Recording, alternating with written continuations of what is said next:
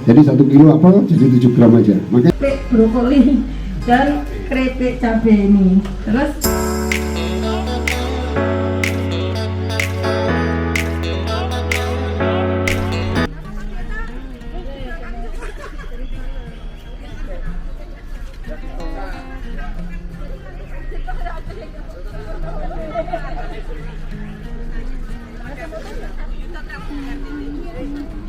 Iya apa? Iya. Hah? Nah. Demet. Oh.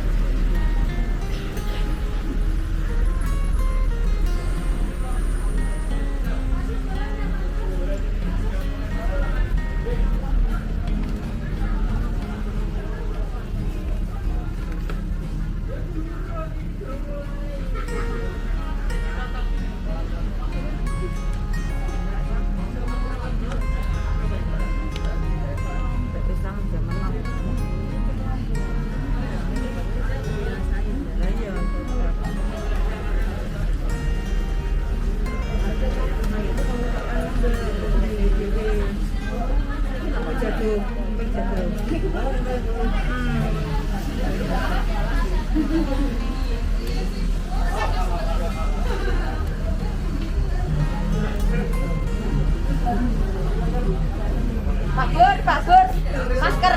Kita diparingi masker dan betul-betul nggak mau. sehat semua. Ya, jadi untuk hari ini nanti kita ada acara dari bilang nanti mungkin ada sedikit yang disampaikan, habis itu nanti diskusi. Nah, tapi pertama nanti ada sambutan dulu ya. Ini saya kan buat rondonya rondonya di sini aja, tak apa-apa, santai aja ya. Ya, jadi nanti kita awali dengan doa dulu, terus nanti sambutan dari yang kami hormati Ibu Pimpinan PT Arjuna Citra Indonesia. Sebelumnya saya mohon maaf dan terima kasih atas kesempatan yang bisa silaturahmi dari Kendal jauh-jauh ke sini, dan saya ucapkan dulu dengan Bapak Ibu, mohon maaf saya belum tahu yang sebelah kanan Bapak Joko. Kami bantu untuk memasarkan di 4 negara yang kami sudah kontrak. Insya Allah kami akan siap membantu. Tetapi ada tetapinya ini karena yang dilihat itu kayaknya sih enak-enak itu ya. Belum tahu apa kendalanya, dan di sini sampai bisa ketemu Mr. Justin itu seperti apa sebenarnya. Jadi ini secara singkat, saya memang kolaborasi dengan anak saya karena semenjak COVID itu ada berkahnya. Dengan adanya COVID kita diam di rumah dan diharuskan ada marketplace atau medsos ya. Nah dari situ kita gunakan, karena kita nggak bisa ketemu langsung seperti ini terus kalau kita bisa tatap muka, bisa jabat tangan, bisa ketemu, bersyukurnya kita berarti. Wabarakatuh. Dan pada kita semuanya di pagi hari ini, mohon izin Bu Camat dan Bu Tuti dan teman-teman semuanya yang terhormat Bu Camat, Bu Prenggel, yang terhormat Bu Tuti, dan yang terhormat Bu Sriati dan Pak Secam, dan teman-teman staf di kecamatan, dan tak lupa yang saya cintai, saya banggakan adalah teman-teman forum UMKM di Kecamatan Kaliwungu Selatan. Nah, mohon izin Bu Tuti, ini kebetulan teman-teman yang ada di UMKM Kaliwungu Selatan sebagian besar ini kita sudah punya produk, tetapi awal memang kita nggak bisa sendiri, kita harus gotong royong, dan kalau memang ada keluarga yang membantu, alhamdulillah. Kebetulan kalau saya memang sendirian karena almarhum suami awalnya memang usaha ini karena ditinggal beliau, saya harus punya amanah menjaga anak-anak. Sampai sekarang bersyukur anak saya sudah tidak ada di rumah, semuanya sudah tanggung jawab sendiri karena sudah punya cucu. Nah dari situlah kita harus punya tanggung jawab, fokus seperti yang diberitahu Bu Sri tadi. Nah dari sini kita mulai, kalau kita kerja tidak sia-sia itu seperti apa. Nah misalkan contohnya di sana di lingkungan panjenengan ada bahan baku apa, kalau memang menggunakan hasil dari pertanian sendiri atau dari lingkungan, contohnya yang saya tadi langsung melihat bagaimana sih petani kita kok terpuruk, kita harus membantu tapi bermanfaat dan bagi tidak menguntungkan diri sendiri tapi bagi keseluruhan, misalkan dari pekerjanya, petaninya, dari penyedia medianya, media itu pupuk dan bibit gitu ya. Terus dari pengolahan ini ternyata sampai sekarang brokoli nomor 1 di keripik sayur gitu, karena anak-anak yang tidak suka sayur akhirnya mau memakan keripik sayur karena sulit. Dari dulu itu brokoli itu paling nggak disukai, kecuali wortel, sop-sopan itu kalau ada brokolinya itu disingkir-singkirkan gitu. Ternyata sekarang dibuat kayak ini, jadi saya harus memberantas namanya ciki. Jadi ciki itu vicin, terus makanan yang kurang sehat buat anak-anak. Akhirnya sekarang bersyukur kalau yang di Jabodetabek itu brokoli saya ada di Alfamart, dan itu bisa anak-anak sampai ke playgroup TK itu membawa brokoli kami. Itu ibunya memberikan kayak video lucu-lucu anaknya itu di mobil sampai berebut gitu kan, nggak boleh sampai didekap brokolinya gitu. Itu yang membuat saya support untuk membuat keripik sayur. Nah terus yang kedua tadi Bapak mengindikan kalau di sana misalkan ada potensi mau bahan baku misalkan ya, memang dari dulu saya nangka itu awalnya dari Kendal, dari Jawa Tengah, dari Batam. Di sana kan sumbernya ya nangka, apalagi sekarang saya bisa ngolah durian, insya Allah musimnya itu bulan apa, nanti kalau kita bikin grup di sana mungkin ada buah musiman atau panenan apa, misalkan ada jagung manis atau yang lain, kami bisa membantu untuk memproduksi. Syukur-syukur saya harapkan dengan adanya Ibu Camat, Ibu Yusri, Pak Joko juga ini membantu UKM-nya bisa apa ya, kayak mungkin urunan kali ya, beli mesin satu ditaruh di apa di sana punya semacam kayak apa pertemuan ya.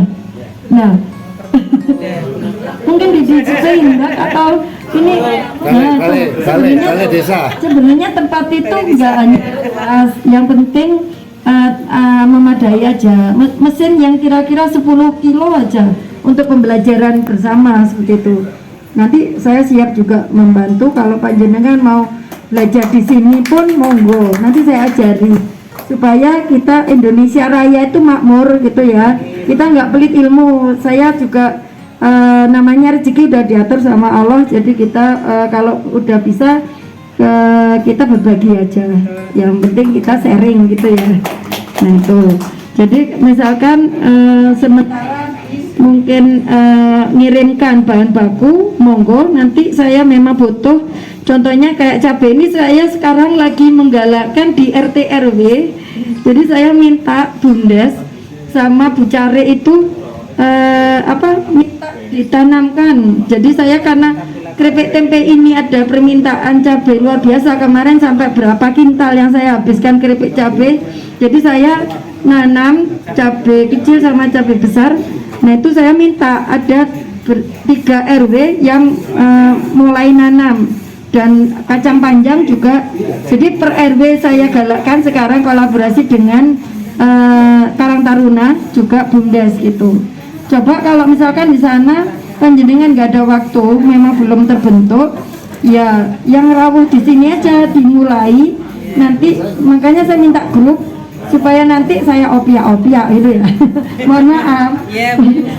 Walaupun nanti sedikit menjengkelkan, saya mesti gimana Ibu, ini sudah bagaimana, mana produknya Ibu siapa gitu, kenalin ya.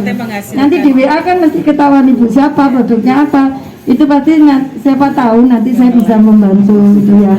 Semoga niat kita yang baik, yang tulus diijabah dan diberkahi sama Allah gitu ya. Itu satu. Yang kedua tadi ditanyakan tentang bagaimana kalau kita tidak ditipu, tetapi saya sudah ditipu duluan. Dengan adanya saya berani begini bonek, saya tuh bonek, jadi saya tuh nggak peduli, karena begitu ada rempeyek diminta ke Hongkong pun saya nggak pernah mikir ini nanti gimana, enggak. Usaha itu jangan takut dulu, yang penting lakukan. Jadi kalau kita lakukan, misalkan ibaratnya anak kecil mulai merangkak terus berdiri jatuh sampai gobrak kabel lah, itu enggak apa-apa, memang proses gitu loh. Jadi saya juga sudah melalui itu prosesnya. Dulu awal-awal itu karena tidak pengalaman, jadi mungkin panjenengan semua kalau ada buyer seperti tadi Bapak yang menerima PO besar itu mesti bergembira gitu kan, waduh ada rezeki besar gitu. Itu saya pernah Pak, jadi sebelum saya itu ada permintaan ke Hongkong, saya pameran di Batam difasilitasi dari Disperindak Jawa Timur, salah satunya UKM yang terkurasi dari Batu, saya ikut. Terus akhirnya dari pameran itu menemukan buyer dari Malaysia. Nah itu 1 kontainer, dan pikiran saya itu waktu itu memang sangat kayak keinginan saya ingin terwujud. Ternyata dari situ memang ilmu itu mahal harganya. Jadi tidak ada, kalau memang sukses itu tiba-tiba kayak katanya tadi membalikkan telapak tangan, itu memang mustahil banget. Jadi dari sini kenapa saya harus menggebu untuk ekspor, karena pernah saya itu kalah di ekspor, diakalin orang, jadi saya kayak dendam gitu loh. Kalau nanti ada buyer, saya mau minta uangnya duluan gitu akhirnya. Jadi ya alhamdulillah akhirnya saya sekarang dengan Mister ini uangnya saya tarik dulu. Saya tidak ada malu, tidak ada kayak namanya jaim istilahnya. Kenapa kita memang UKM, kita ngaku aja rendah hati, bukan rendah diri, tapi kita punya tekad besar, tapi kita rendah hati aja kalau memang kita nggak mampu. kalau memang bayarnya itu butuh, pasti kita kan dibantui gitu, saling membutuhkan. Jadi ini kunci utamanya kalau kita ketemu bayar, bayar itu juga melihat potensi kita, pasti sudah review dari usaha kita, produk kita juga seperti kayak orang ngelamar mau punya mantu atau punya jodoh itu kan pasti lihat-lihat, tanya-tanya tetangganya. Produk kita juga digitukan Pak Ibu. Jadi kita sudah diseleksi sama bayarnya itu dilihat dulu sampai dipetani gitu produk kita. Jadi ya nggak apa-apa kalau memang produk kita itu dibutuhkan dan kriterianya masuk, nah itu mulai proses gitu. Nah setelah proses berjalan karena beliau mintanya seperti apa, itu masih ada perbaikan-perbaikan. Jadi rasanya seperti kita misalkan, oh krepekku ini mas enak, tapi buat bayar belum tentu enak gitu. Jadi masih ada penambahan, revisi. Misalkan krepek tempe ini harus pakai sisat, garam sisat itu yang saya nggak ngerti, garam apa sisat gitu. Saya pikir garam itu semuanya yang yodium itu paling baik. Ternyata permintaannya garam sisat, di toko, di pasar nggak ada. Akhirnya anak saya nyari di online, sampai sekarang masih belinya di online. Jadi di pasar nggak ada memang garam itu. Akhirnya ya karena saya keberatan, saya bilang, Mister, kalau garam sisat ini boleh nggak dicampur dengan garam yodium? Kan kalau di Indonesia itu garam yodium paling bagus. Oh no, nggak boleh gitu. Jadi ya kita harus nurutin. Jadi kalau memang kita itu mau naik kelas, kita nggak boleh keras kepala, tapi kita harus saling kolaborasi. Dan kalau memang kita nggak bisa jelaskan apa alasannya, terus terang aja, Mister kalau seperti ini nanti jadinya gini. Bayar pun itu bukan pintar, bayar itu hanya teori, maunya itu kemungkinan kayak gini loh. Kalau kemungkinan itu nggak pasti, yang pasti itu kita yang melakukan. Jadi kita ya bisa menjelaskan gitu Pak Ibu. Jadi kita jelaskan kalau nanti misalkan buyer maunya begini, nanti dalam waktu tidak sampai 1 tahun keripik ini akan menjadi seperti ini. Nah gitu. Nah terutama untuk expired itu dipertimbangkan memang panjenengan kalau mau jualan ke supermarket atau ke toko-toko oleh-oleh, pasti yang ditanyakan itu expired. Kalau hanya 3 bulan kayaknya sih sering-sering agak kesulitannya yang menerima gitu. Nah terus ini mengenai kualitas produk ya, karena ada hasil CP tadi mengarahnya ke situ. Tetapi untuk yang ditipu menipu tadi, memang kita harus seleksi juga. Sekarang itu mudah banget untuk mendeteksi antara buyer ini benar apa abal-abal, itu bisa Ibu. Jadi minta tolong aja kalau punya anak yang sudah mengerti teknologi di online atau medsos, itu bisa dilihat, diklik PT-nya buyer ini apa, usahanya buyer ini apa. Kalau memang nggak ada identitas, bisa tanya ke mungkin di Perindak, nanti di Perindak ditelusuri ke kementerian. Di situ PTPC itu jalan, semuanya tahu. Kalau memang itu mau ekspor ya Ibu, maaf. Kalau memang di lokalan aja, supermarket mana yang bonafit gitu. Saya tuh sampai sekarang di Transmart sampai sekarang tuh nggak dibayar-bayar. Jadi uang saya tuh 16 juta habis buat mondar-mandir ngurusi namanya PO dan ngurusi namanya tuker faktur. Jadi saya capek, ya udah wes, saya nggak mau berhubungan dengan Transmart gitu. Ini mencoba untuk yang Alfamart dan Indomaret gitu. Nah alhamdulillah kalau di situ memang awalnya saya tekankan, saya mau ngisi konternya Indomaret atau Alfamart, tetapi kalau Tempo boleh, memang kami UKM sadar, tapi saya bukan pabrik. Jadi pembayaran mohon disesuaikan kira-kira tanggal berapa, karena kita itu kayak ngisi tokonya gitu kan. Nah sebenarnya ini orang kaya raya, tapi yang ngisi itu kita gitu loh Pak. Jadi sebenarnya kita itu ya termasuk diperalat dengan mereka ya.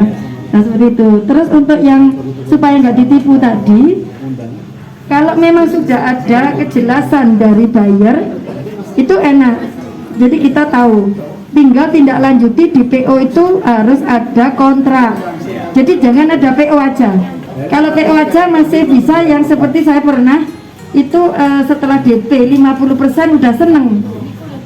Selanjutnya dia pakai dalih, misalkan contoh ada momen mau tahun baru atau hari raya. Nah di situ buyer itu berdalih, ini buru-buru Bu, mohon dibantu dikirim karena pemasaran di sini nanti momennya. Apalagi sekarang ada tendensi kayak di Shopee 11-11, 12-12, 10-10 itu permainan aja. Jadi hati-hati di situ, pasti nanti untuk mengelabui kita supaya cepet-cepet kirim tapi uangnya nanti tidak sesuai janjinya, seperti itu. Jadi ini yang saya alami, pernah ketipu satu kontainer itu yang nggak dibayar itu sekitar 40%, 60%-nya udah di DP. Terus akhirnya saya percaya kalau dokumen masih di forwarder karena kita memang belum punya legalitas lengkap saat itu. Nah ternyata forwarder ini bisa dibeli sama beliau. Jadi yang kopiannya kita pegang, alasannya kalau memang ibu sudah ngirim baru dokumen asli dikasihkan. Nah ternyata di situ kita dibulet-bulet karena kita juga belum paham dengan dokumen, namanya dari forwarder itu banyak yang harus dilengkapi, entah itu BL, bea cukai, apa semuanya. Dari situlah akhirnya saya nagih itu alasannya barangnya itu dari sana, macam-macam lah alasan itu. Nah ini pengalaman yang harus jangan sampai terjadi ke orang lain. Itu saya sangat hati-hati. Tapi kita kembalikan lagi sama Allah. Ternyata kalau kita misalkan menemukan ujian seperti itu, kita walaupun namanya ikhlas itu berat ya, tapi kalau memang kita ya sudah, kita harus ikhtiar, kita harus berbuat lagi, kita harus bangkit lagi. Ya 1 tahun nggak cukup, saya bangkit itu sampai 4 tahun, 5 tahun sekarang, baru sekarang saya bisa tegak lagi gitu. Saat itu memang sampai benar-benar udah kayak nggak punya kekuatan karena modal habis. Terus kami juga tidak ada yang membantui. Jadi ini pengalaman yang sangat berharga buat saya. Dan dengan adanya pengalaman yang dulu itu, akhirnya Mister ini sebelum barang berangkat saya minta dibayarkan gitu. Jadi saat ini alhamdulillah aman karena saya minta kontrak terus disetujui sampai kerjasamanya 4 tahun dan kontraknya 4 negara. Jadi ada Singapura, Malaysia, Brunei dan Hong Kong gitu.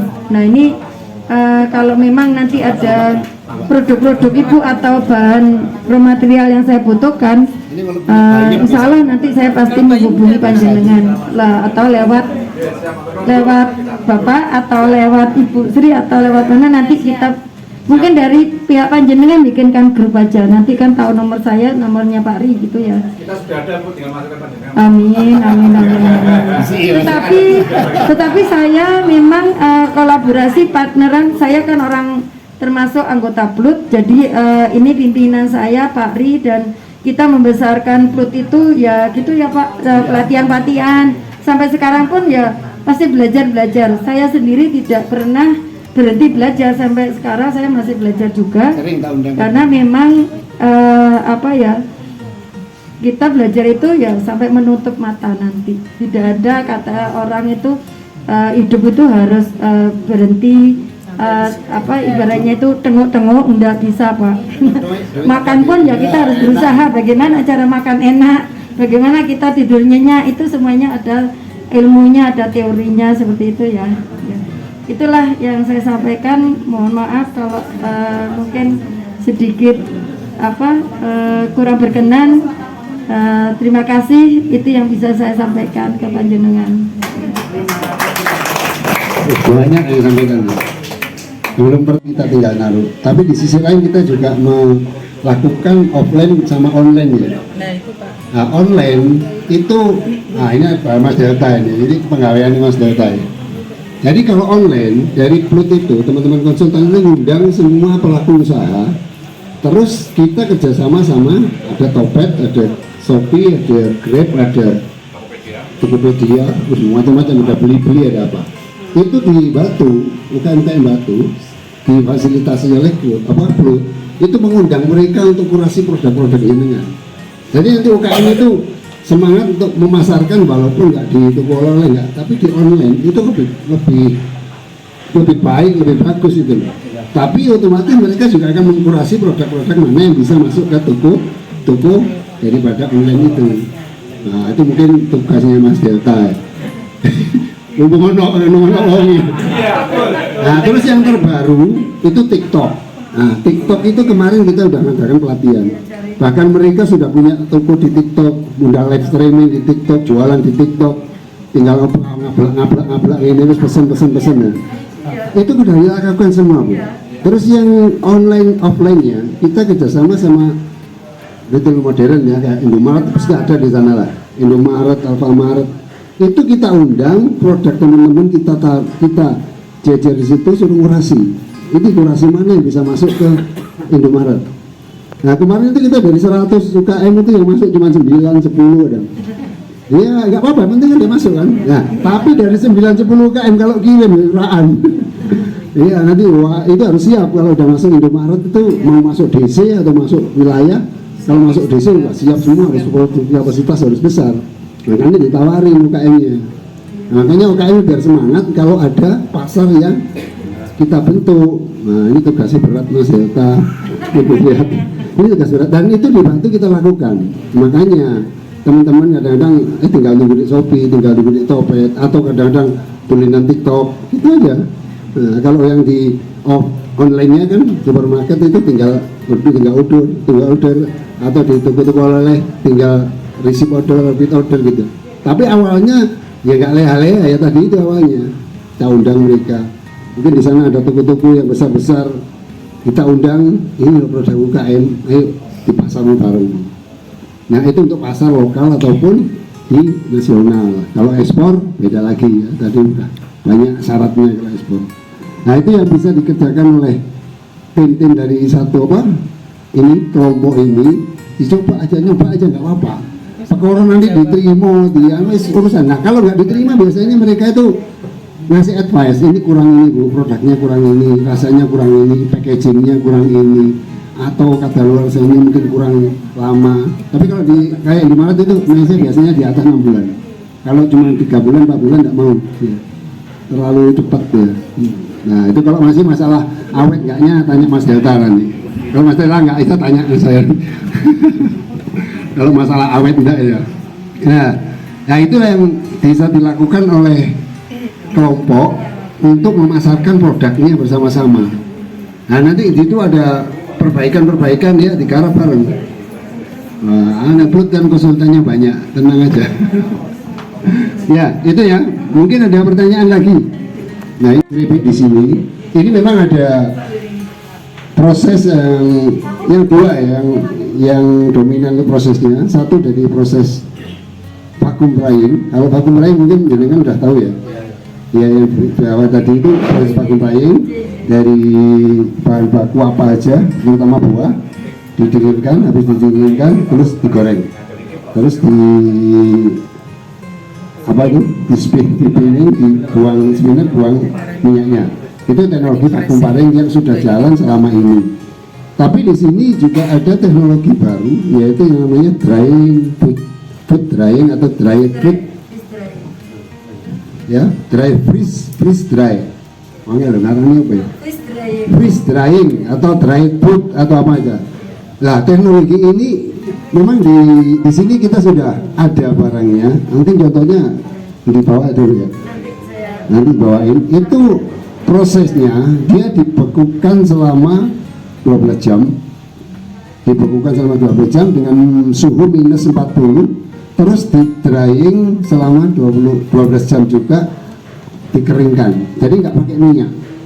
Nanti hasilnya dia kayak keripik tapi lebih bukan crispy lagi Pak, lebih lumpur kayak kerupuk. Jadi dimakan kerupuk gitu. Itu freeze drying ya. Nah alatnya itu sementara kita belum punya. Jadi Bu Mas Titi ini kalau mau bikin buah-buahan atau sayuran yang freeze drying tadi, Bu Tuti harus mengimpor bahannya ke Kudus, ya, ke Kudus, ya. Ke Kudus, di sana kan besar, di sana diproses di sana, dibawa ke sini, jadi kosnya lebih mahal. Makanya 1 kilonya hampir 700.000, 600 sampai 700.000 kalau sudah jadi barangnya. Barangnya ringan sekali. Kalau 1 bungkus itu mungkin 7 gram. Nanti ada contoh. Nanti aja. Jadi kalau 1 kilo bahan itu paling jadi cuma 7 gram. Jadi 1 kilo apel jadi 7 gram aja. Makanya harganya sekitar 600 sampai 700 per kilo. Jadi nanti kalau dikemasi cuma 7 gram, 5 gram itu udah banyak isinya. Nah, durian pun apa bisa, durian apa segala macam buah bisa. Ya kalau jenengan mungkin nanti kadang-kadang kalau Sabtu, kalau Jumat tak bawa ke Pluit, di sana alatnya ada. Kita kemarin punya kerjasama sama Unbra, ada alatnya freeze drying itu kemarin dibantu Mas. Itu bisa praktek di sana.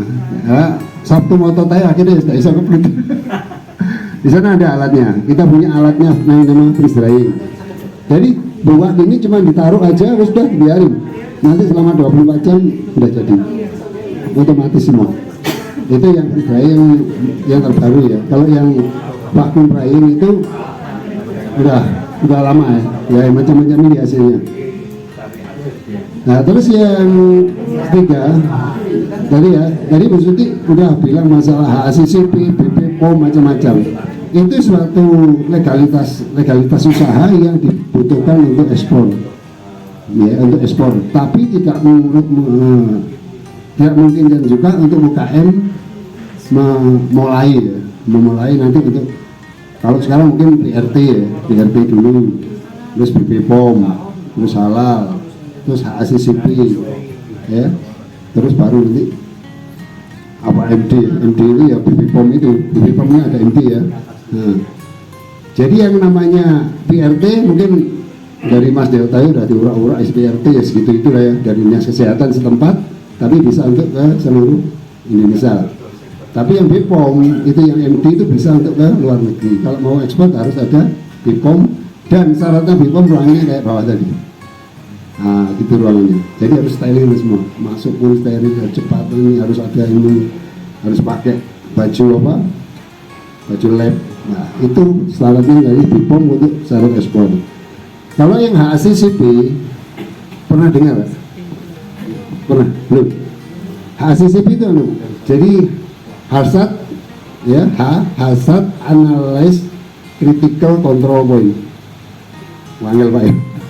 Itu syarat-syarat untuk ekspor itu. Jadi HACCP itu terutama untuk makanan, ya jenis makanan yang dikontrol itu spesifik sekali. Ya mungkin kalau minuman yang dikontrol harus apa. Cuma yang dikontrol itu masalah nanti ruangannya itu kok nggak boleh ada serangga, nggak boleh apa itu. Ini nanti HACCP. Hampir sama dengan ISO. Kalau ISO itu manajemennya, kalau HACCP itu khusus untuk produk. Tapi kalau sudah punya HACCP, itu produk mau diekspor pun oke. Dan pasti ruangannya mesti bersih. Kalau HACCP kayak bawah itu. Jadi Hazard Analyze Critical Control Point. Ya itu namanya kalau dilamen dengar bikin HACCP, yaitu HACCP. Nanti yang dikontrol dari ruangannya serta produk yang diproduksi. Itu nanti dikontrol yang paling kritis apanya. Kayak makanan itu paling kritis apanya, itu nanti yang paling diutamakan. Itu namanya yang disebut betul tadi HACCP. Ruangannya nanti jangan bisa lihat kayak di bawah itu. Ya. Nah, sehubungan dengan UKM yang ada di ini sudah ada apa namanya tadi kelompok-kelompok ya. Itu forum itu nanti fungsinya untuk menampung dari semua keluhan apa yang dikeluhkan, nanti dibicarakan bersama.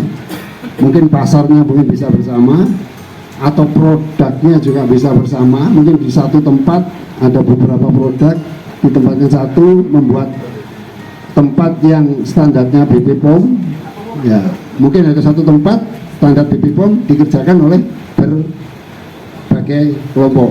Nah, ini saya buat ini, saya buat ini. Itu kemarin saya bilang ke kementerian bisa.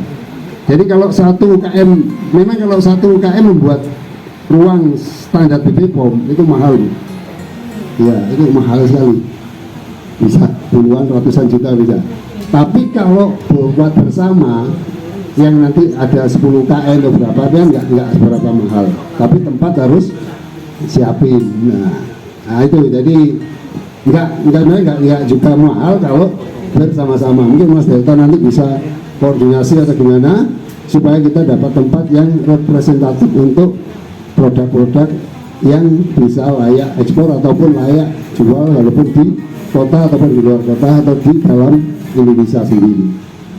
Ya itu lah. Jadi istilah-istilah yang disampaikan Bu Titik tadi dibatasi, tidak boleh ke pasar. Nah saat itu saya mikir, karena saya di lingkungan petani dan saya anak dari petani, itu sangat prihatin gimana caranya saya bisa menolong di lingkungan saya gitu.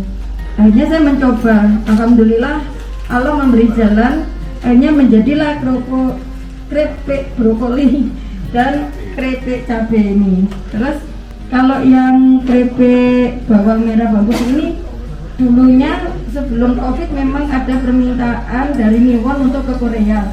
Tetapi saat COVID ternyata ini sangat dibutuhkan untuk cemilan biar sehat gitu ya, supaya mencegah COVID juga bisa, karena memang daya tahan tubuh kita menjadi baik, darah kita jadi lancar. Kalau ada yang darah tinggi ini sangat bagus untuk bawang putihnya. Nah itu. Terus saya lanjutkan untuk medsos tadi, sampai saya bisa menemukan buyer Mr. Justin ini. Itu tidak bisa sehari dua hari, bahkan berbulan-bulan. Awalnya kita dikepoin di medsos kami, di IG kami, di web. Nah di situ beliau itu ingin tahu potensi kita itu. Jadi saya dengan anak saya itu setiap hari sampai beliau itu kayak nggak ngerti waktu. Jadi saya sampai agak jengkel. Ini memang saya tuh ngelayani satu orang aja gitu, sempat kayak gitu. Ternyata memang beliau itu serius, jadi kepingin mengerti. Begitu sudah mengenal sekitar hampir 2 bulan, beliau memutuskan ke sini karena memang pandemi sudah reda. Jadi beliau bisa datang ke tempat kami, melihat tempat produk kami. Dan karena memang di buyer ekspor itu salah satunya memang harus ada HACCP. Itu yang sangat membantu kita untuk dipercaya, karena HACCP itu pengolahan yang sudah tersertifikasi dengan kehigienisan, standarnya itu SOP-nya itu udah jalan seperti itu. Ya namanya manusia masih ada kekurangan, bahkan kami pun belajar dan belajar terus belajar. Bersyukur setelah punya HACCP dikasih fee dari free dari Kemenkop, lanjut ke ISO 22000. Sekarang lagi ngurus BPOM, insya Allah tahun ini kami sudah MD. Nah itu salah satu untuk proses kita bisa mengembangkan produk kita ke ekspor. Tetapi ibu-ibu, bapak-bapak nggak usah kecil hati, kalau toh memang kita masih belum bisa mengarah ke HACCP, itu memang berat, ya kita kolaborasi. Mungkin di sana kalau Pak Joko atau Ibu Sri atau Ibu Camat bisa membantu salah satunya UKM yang punya potensial dan punya mindset kepingin maju untuk ke lebih luas, itu bisa disupport ya Ibu. Jadi satu aja tempatnya itu yang memadai, nanti bisa diajukan ke kementerian. Tiap tahun itu pasti ada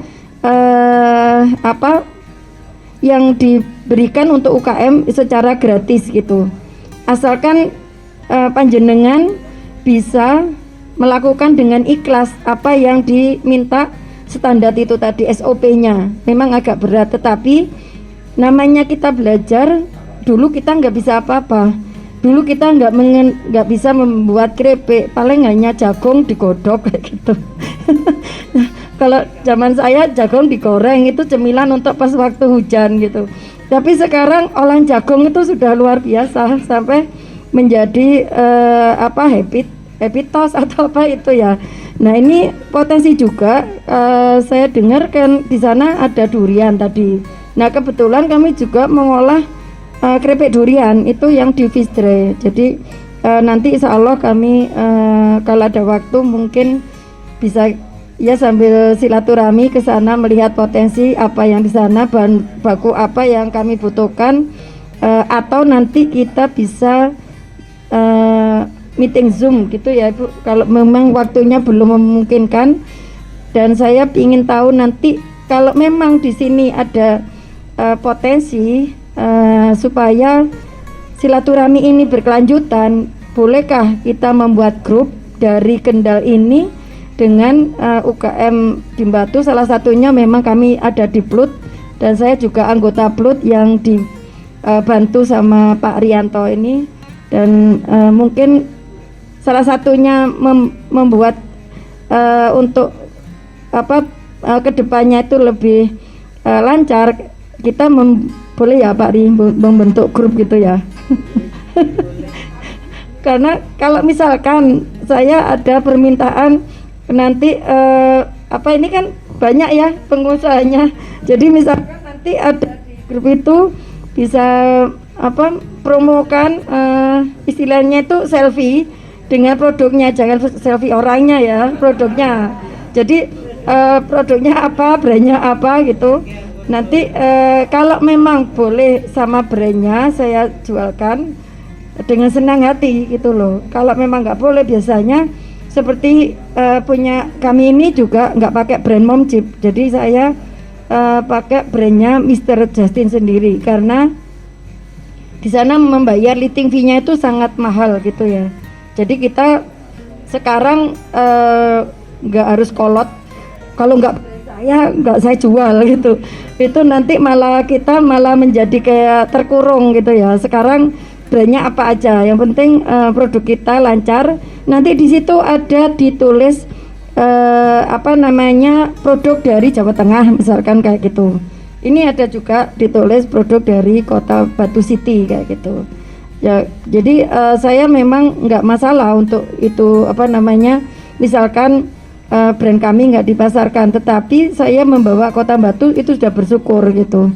Dan di beberapa negara juga lebih menguntungkan kalau pakai brandnya di sana karena memang sudah standar SOP-nya sana.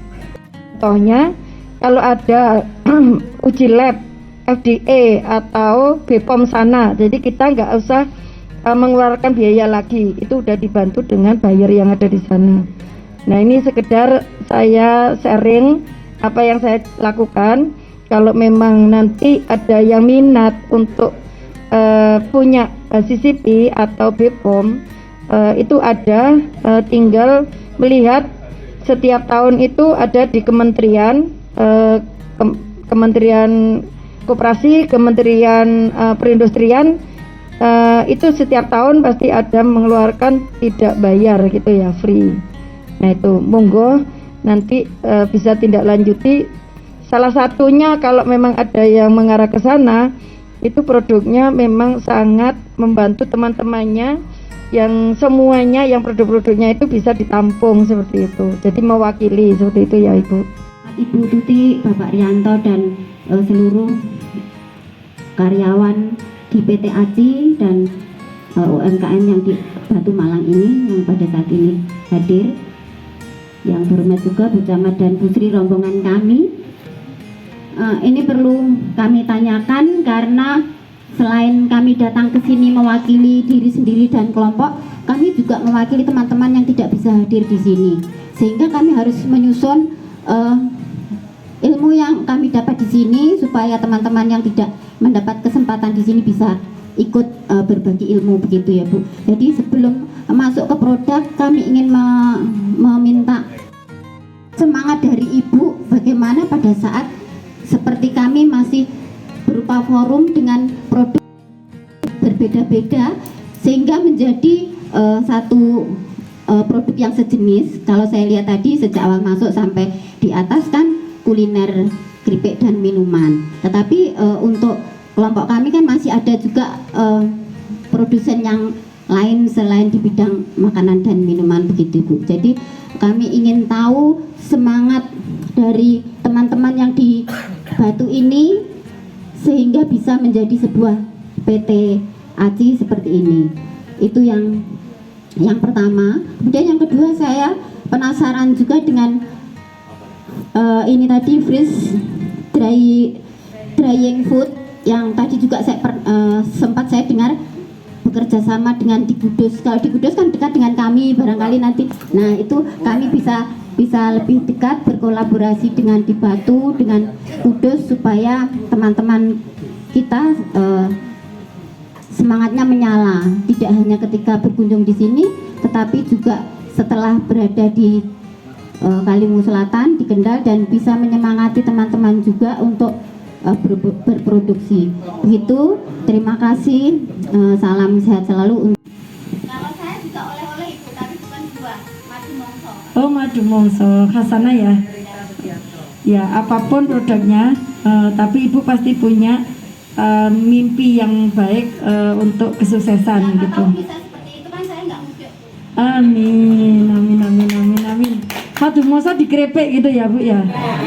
Soalnya nanti bisa juga, karena durian aja bisa, yogurt kami krepek, apalagi madu mongso. Pasti itu nanti khas Indonesia gitu ya Bu ya. Cuman orang luar itu nggak mau manis. Caranya bagaimana bikin madu mongso yang manisnya itu standar. Jadi tonjolkan gurihnya dari tapenya. Jadi nanti gulanya dikurangi, tapi supaya menjadi cemilan yang sehat. Karena kalau terlalu manis memang menjadi diabetes, apalagi yang makan udah usia ya Bu ya. Nah, ini satu. Yang kedua tadi yang ditanyakan, bagaimana caranya untuk mengembangkan produk dari awal, yang memang saya juga merintis. Cikal bakal saya tuh ibu rumah tangga, awalnya cuma bisa bikin rempeyek dan keripik tempe gitu. Tapi di sini juga saya kepingin rempeyek itu bisa dipasarkan, terutama sekedar hanya oleh-oleh di Kota Batu. Tapi saat saya memasarkan sendiri, tidak melalui pekerja atau dibantu sama orang lain, saya itu memasarkan sendiri, cari kesibukan saat ditinggal almarhum suami. Nah, saat itu ada 5 toko itu menolak semua. Sampai pulang itu ngersolo ya.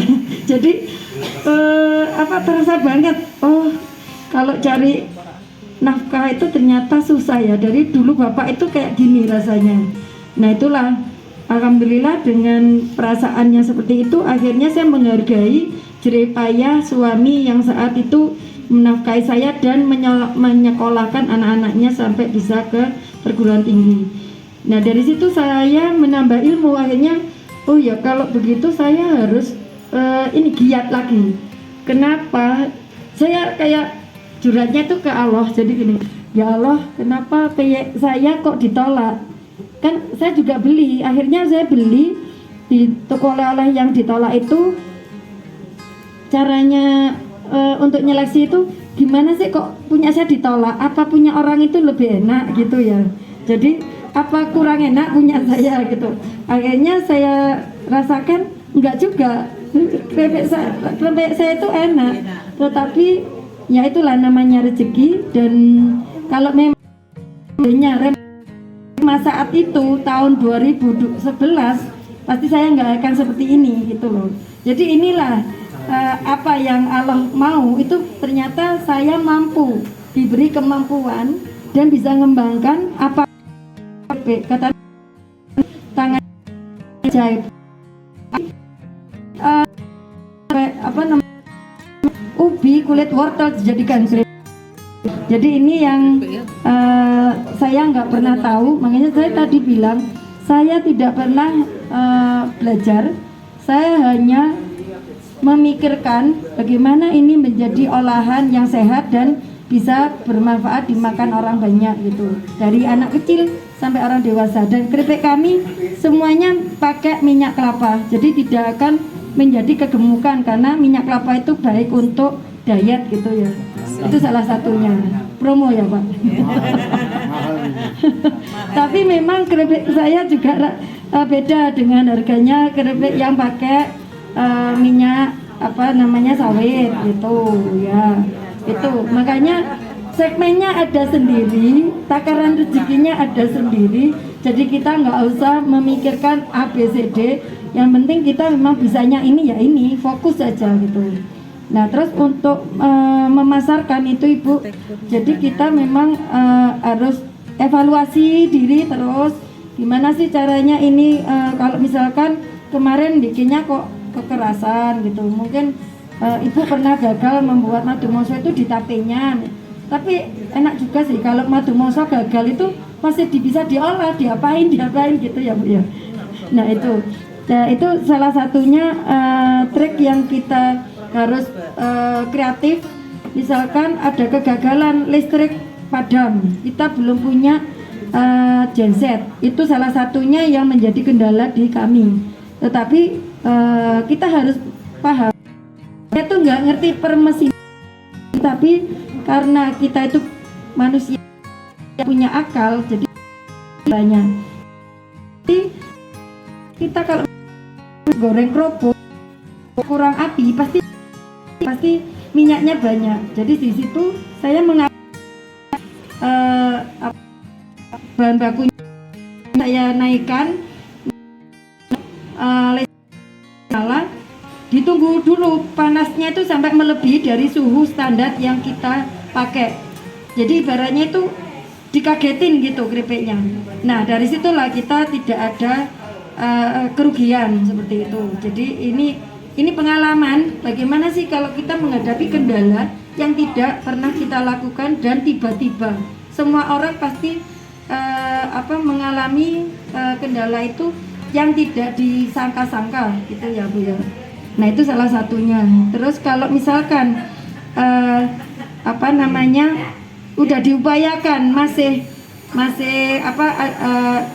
ada kendala lagi, ya mungkin kita cari alternatif produk itu cepat-cepat dijual dengan harga murah, misalkan balik modal aja supaya kita bisa bangkit lagi gitu loh Bu ya. Ya seperti itulah supaya nanti yang lain kebagian tanya jawab. Mungkin ada lagi Ibu yang ditanyakan, mungkin jawaban saya masih kurang. Silakan Ibu, nama saya Alin dari Kendal juga.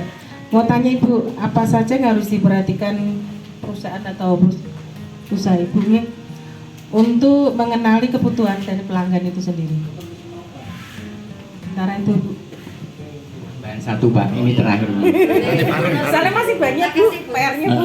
Bu, tempat Ibu ini kan sudah PT perusahaan, cuman kan awalnya dari UMKM. Untuk sampai ke sini itu untuk mencari karyawan atau ini prosesnya seperti apa rekrutmennya? Apakah memang dari tetangga atau ada proses seperti perusahaan yang sudah besar seperti itu Bu? Terima kasih.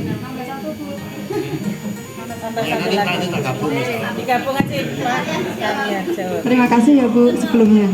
Ini Bu untuk masalah produksi, mungkin pada awal-awal Ibu kan bekerja dengan usaha sendiri, maksudnya tangan sendiri dengan kerjaan sendiri tanpa bantuan orang lain.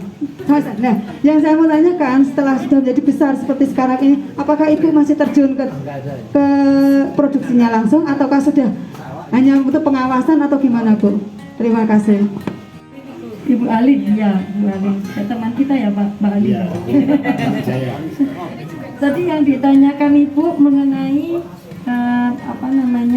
untuk penyediaan produk ya. Penyediaan produk, alhamdulillah kami sudah kolaborasi kerjasama dengan lingkungan kita yang ada. Kita nggak usah mikirkan yang jauh-jauh. Apapun yang ada di hadapan kita itu kita manfaatin, terutama itu. Terus untuk sementara memang saat kita mau membuat produk itu kan sesuai dengan permintaan buyer, tidak asal bikin. Jadi setelah kita itu ada permintaan dari buyer, kita mikir, terutama saya ya, mikir ini di prosesnya nanti seperti apa. Memang harus diteliti dulu.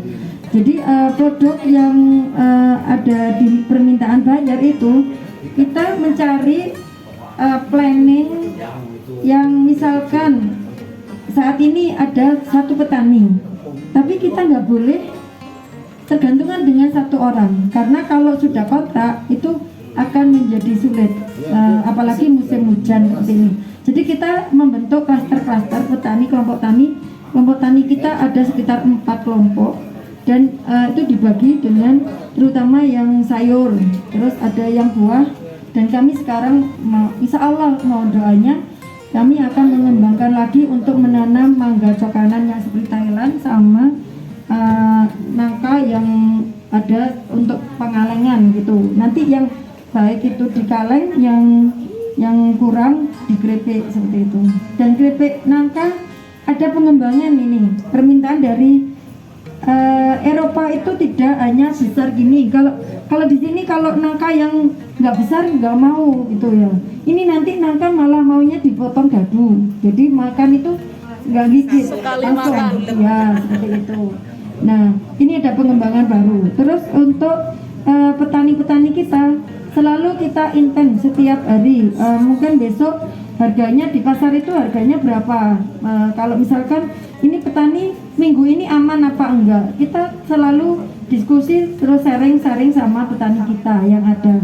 Dan misalkan kami kan di brokoli, jadi setiap minggu itu kami tidak boleh kehabisan stok gitu. Jadi kita memang harus kolaborasi terus Bu dengan mungkin ya kalau satu item itu yang paling urgent ada 5 orang yang harus menanam satu harian ya. Terus kalau misalkan kalau ini bawang ini mudah, terutama yang kayak gini kalau nggak di petani di sini agak sulit gitu, karena di samping pengalaman dan pengolahnya agak sulit. Tetapi sekarang kita tidak akan kesulitan karena ada metode greenhouse. Jadi entah itu mau hujan, mau panas, mau apa, suhu juga bisa diatur dengan greenhouse tadi, dan itu mengarah ke organik karena mengurangi pestisida. Dan yang tadi saya kolaborasi dengan RT RW itu menjadi ada bank sampah. Jadi sampah kita tidak ada sekarang dibuang-buang, kecuali sampah plastik disendirikan. Sampah dari kulit-kulit salak, kulit semuanya ini diolah menjadi untuk kompos. Jadi ada pengolahan, kami taruh di balai desa, nanti diolah sama anak-anak yang anggota Karang Taruna, itu difasilitasi untuk menjadi kompos dan dikembalikan ke RT untuk yang menanam. Dan itu juga saya menanam pumpkin yang kayak labu, itu di gang-gang nanti dikasih anjang-anjang. Nah itu menjadi salah satu daya tarik untuk wisata juga di kota kami. Kemarin kenapa saya punya pikiran itu, karena di Sidomulyo barusan ada mengadakan festival flora Sidomulyo gitu. Jadi itu menjadi tidak hanya sesaat, seperti panjenengan silaturahmi ke sini nanti supaya nggak hanya sesaat ini ya. Kalau nanti di grup mungkin bisa dikembangkan, dan ibu-ibu yang mau sharing, mau tuker pendapat sama saya, monggo, nanti saya siap. Tetapi lebih baik itu saya bisa free itu kalau setelah pada maghrib. Kalau siang kadang-kadang ya itu HP-nya itu ya begini dibiarkan. Tapi ini nanti setelah maghrib saya sudah full untuk membalas yang ada pertanyaan dari buyer, dari teman, dari siapapun, dari supplier, dari petani ada. Setelah maghrib sampai kadang-kadang jam 9 malam nggak terasa saya harus kerja seperti itu. Ya itu ya Bu. Terus tadi ya sudah ya Bu Alin. Ya untuk mereka karyawan itu memang sangat-sangat sulit. Itu tantangan buat kita, Pak Ri juga. Tapi kita punya, alhamdulillah kalau kerja secara kekeluargaan. Pak Ri ini contohnya mulai mendirikan perusahaannya sampai sekarang karyawan ini masih orang-orang itu tok, sampai ompong gitu ya Pak Ri. Ompong.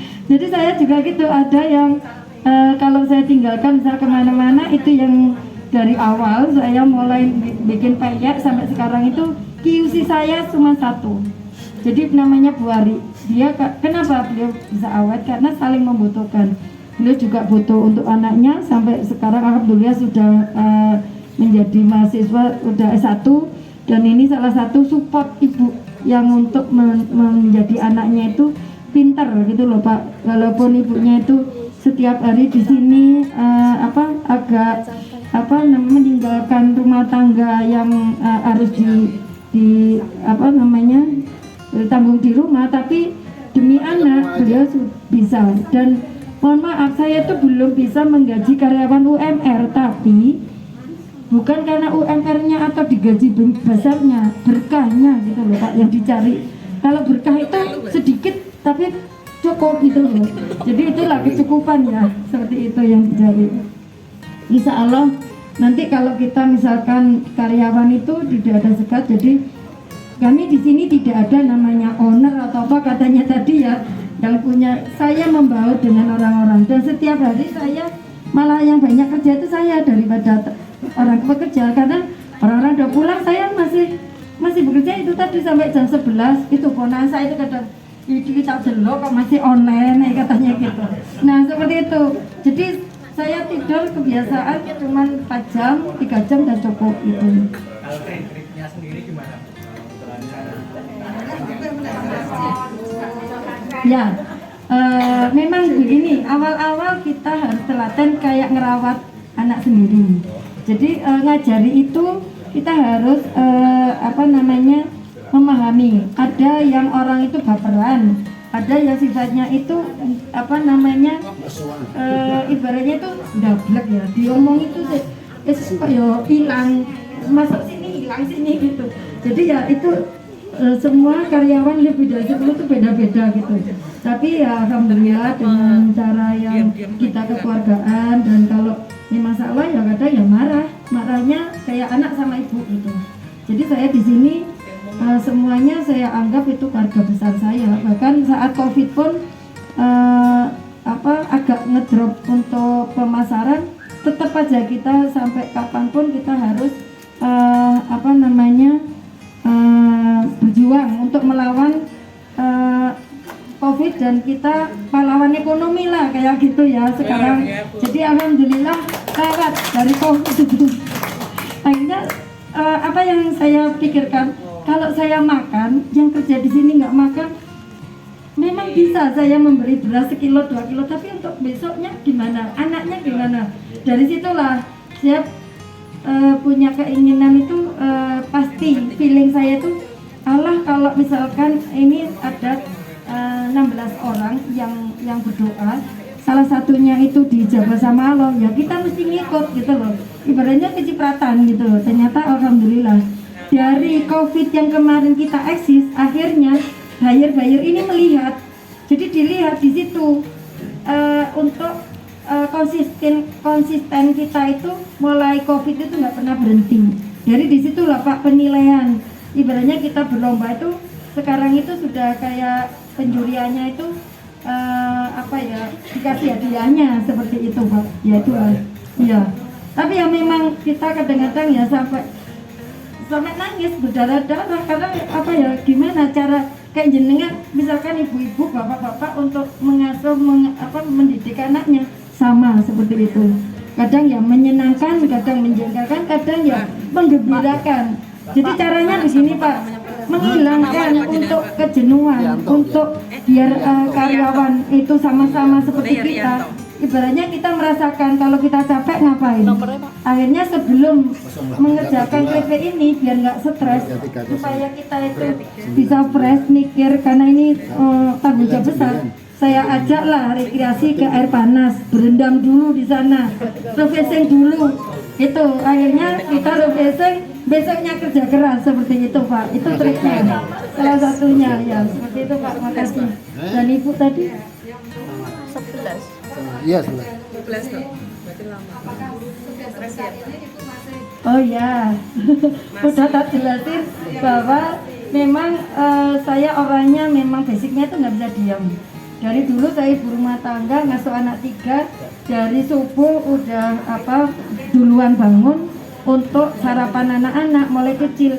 Bahkan sampai ngantar sekolah itu bapaknya yang nyetir, saya nyuapi anaknya sama bapaknya gitu. Jadi itu yang tugas ibu-ibu. Dari situlah pengalaman itu bisa diterapkan sampai sekarang Ibu. Jadi keluhan itu ingat saat kita memperjuangkan anak kita, saat anak sakit kita bisa duduk sambil menidurkan, bahkan kita rela nggak tidur, itu pun demi anak yang bisa kita sembuhkan dengan lewat dekapan.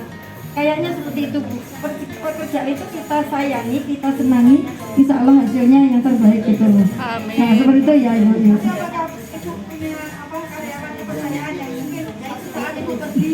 Pasti.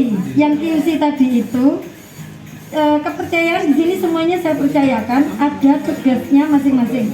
Sekarang karena sudah ya seperti ini, jadi. Terima kasih Bu. Assalamualaikum warahmatullahi wabarakatuh. Waalaikumsalam. Perkenalkan, nama saya Muhyiddin Pak. Bu, di sini juga saya berenam itu semua produsen sale pisang kering Pak. Bu, sale kering goreng gitu. Nah, di sini yang saya pengen sharing dengan yang pertama yaitu kendala kita di saat bukan penghujan, ada mendung sudah kita iris tapi dia tidak gak kering. Bagaimana mengamankan yang enggak begitu kering bisa dimanfaatkan gitu Bu. Nah, mungkin dari Ibu ada ilmunya. Terus yang kedua Bu, di tempat saya juga banyak produsen tupek pisang Bu. Saya punya angan-angan juga punya tadi sampaikan Ibu, bagaimana bisa mengolah kulit pisang Raja Nangka untuk bisa gitu Bu. Minta ilmunya dari Bu, sharing. Terima kasih. Assalamualaikum warahmatullahi wabarakatuh. Waalaikumsalam warahmatullahi wabarakatuh. Ya, terima kasih Bapak dan Pak siapa tadi? Supit. Iya Pak Fit. Mohon maaf sebelumnya, memang saya itu apapun bisa diolah, termasuk kulit pisang. Saya pernah ngolah pisang kepok juga. Tetapi memang kulit pisang itu ada sedikit kayak rasa gatal gitu ya. Nah itu bisa diantisipasi dengan air kapur Pak. Direndam dulu sama air kapur mungkin setengah jam dan warnanya menjadi bersih gitu Pak. Jadi itu untuk menetralkan gitu ya. Kalau memang lebih baik lagi itu air kapur dikasih arang, jadi arang yang buat itu loh manggang sate gitu ya. Nah itu arangnya nggak banyak, nanti jadi hitam semua. Itu untuk menetralkan supaya nggak alergi gitu Pak ya. Jadi saya pernah bikin kulitnya pisang ini juga banyak juga, jadi kayak rambak gitu kulit pisang itu kalau diolah. Kalau yang pisang nangka pasti lebih enak karena ada aroma gitu ya Pak ya. Nah nanti kalau misalkan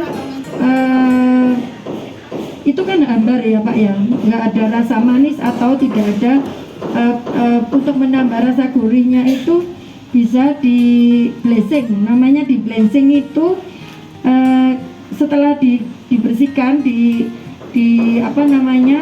dicuci langsung direndam tadi dengan metode yang air kapur sama arang. Nah itu terus dibilas lagi Pak ya, jangan lupa nanti kena air kapur jadi rasanya nggak enak gitu.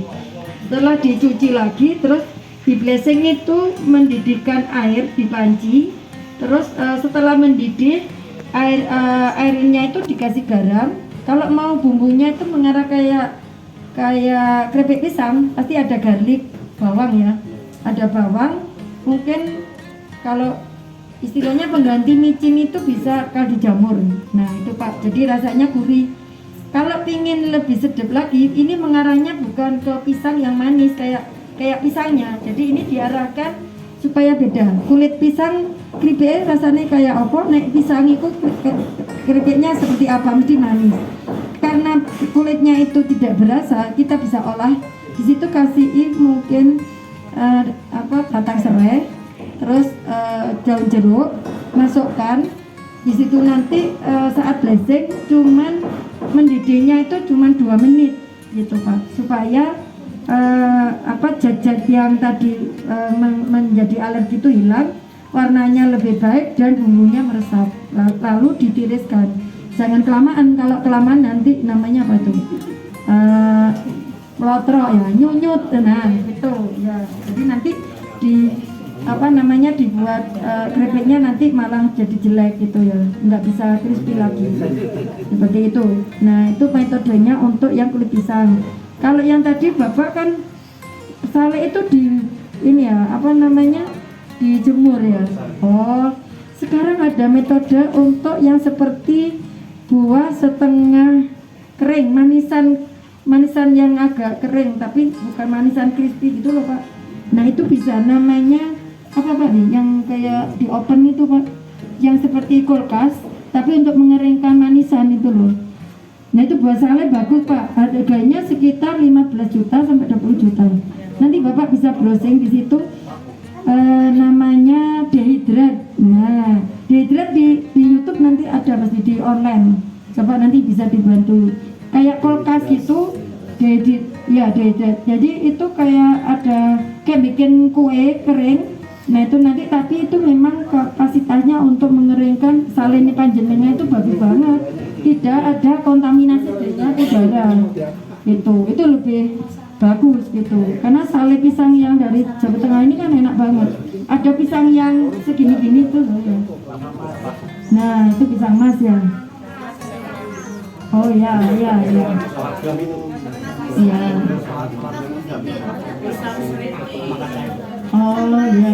itulah Pak. Dan ada lagi yang pisangnya dibentuk yang besar-besar crispy itu kan, yang pakai tepung ya. Nah itu dulu buyer saya yang di Hongkong itu lumayan banyak peminatnya itu. Ada tepungnya di tipis-tipis kayak pisang tanduk itu ya. Ya seperti itu loh Pak. Untuk mengatasi yang pengeringan tadi, kalau bisa memang jangan mengandalkan matahari, karena sekarang cuaca itu hampir 1 tahun dan kita nggak beneran ini hujan terus gitu ya. Nah itu terus untuk higienisnya SOP-nya itu malah bagusan di situ. Jadi Bapak hanya di ruangan, lagi saya tegaskan, ACCP tadi itu tidak menakutkan, tidak ada harga mahal, yang penting bersih dan tidak di ruangan kayak dapur umum. Jadi memang misalkan rumahnya segini, jadi sekat separuh ini untuk rumah tangga, yang di sana itu untuk industri gitu loh Pak. Jadi sebenarnya ACCP itu tidak memerlukan yang kayak pabrik gedung mewah, enggak. Triplek pun itu bisa. Yang penting itu tadi harus orang itu nggak boleh lihat riwari. Kalau udah kerja, kalau memang nggak ada kepentingan ke situ nggak boleh gitu loh Pak. Jadi sentuhan tangan pun nggak boleh. Itu namanya yang untuk menjaga sterilnya SOP-nya tadi loh Pak. Ya itu seperti itu. Terus ada lagi yang ditanyakan tadi?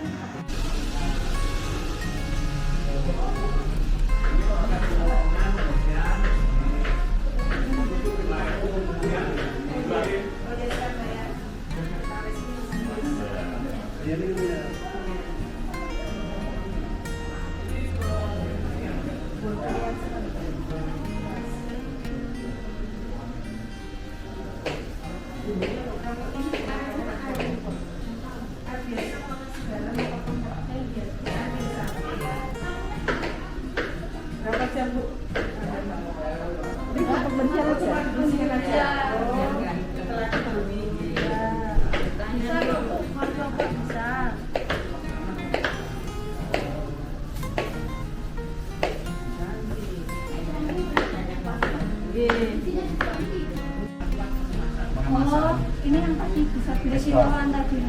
Iya. Terus itu sudah kemarin mau sekolah. Oh, makan.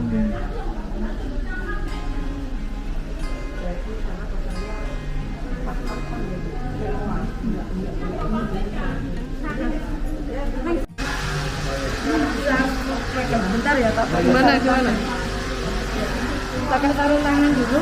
Bukan nanti tak jelasin enggak apa-apa. Pakai sarung tangan. Saya yang harus pakai sarung tangan. Harus begini.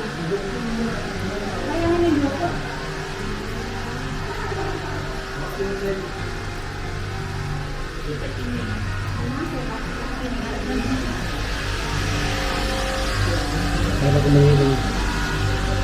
Vacuum crying itulah, itu mesin vacuum crying penggoreng dengan tekanan suhu tinggi. Proses pembukuan 12 jam. Ini ada bed number itu seperti ini. Ini memastikan tadi kalau misalkan ini bednya. Jadi ini contoh bednya. Kalau misalkan ini expired di kadetnya ini 19 bulan 10 2023. Di sini juga harus sama gitu. Jadi sesuai yang di dalamnya. Karena kita setiap hari itu kan bikin ya. Nah itu setiap hari ganti tanggal. Ya, karena kalau kita biasanya di sini kan 1 bulan. Jangan enggak tiap hari saat pembuatan itu harus disesuaikan. Makanya di kadetnya dikasih ini. Namanya bed number saat pembuatan.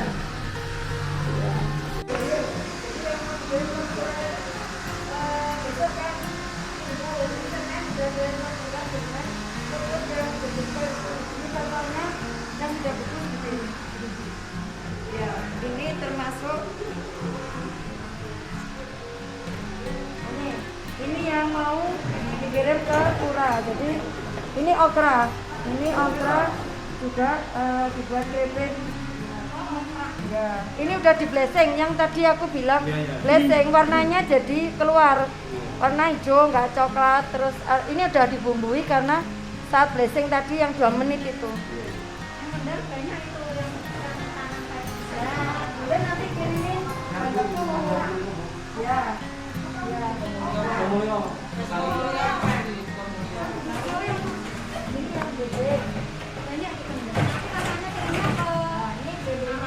Sudah siap untuk digoreng karena sudah melebihi 24 jam tadi pembukuan. Kalau di orang lain cuma sekitar 15 jam sampai 20 jam, kami lebih dari 24 jam. Jadi keripiknya itu benar-benar crispy, di dalamnya itu udah beku semuanya. Itu yang membuat keripiknya itu sangat renyah gitu ya. Tapi memang keripiknya jadi ringan Pak. Isinya kalau punya orang-orang itu 100 gram bisa muat, punya saya cuma 70 gram. Portnya tidak penuh. Enggak Bu. Dalamnya enggak ada bunga, itu cuma atasnya. Salju. Ada yang dibumbui pada saat sebelum ini ada enggak ya Bu? Apa semuanya alami? Kalau buah enggak ada bumbu, enggak ada tambahan manis, enggak ada tambahan apapun. Perenyah juga enggak, pengawet juga enggak. Semuanya original, hanya dicuci, ditiriskan. Oh iya, tadi belum saya terjelaskan caranya meniriskan itu juga. Sebenarnya sebelum masuk sini harusnya ada dikasih di sana. Ada berapa Bu tadi? Berapa ini juga apa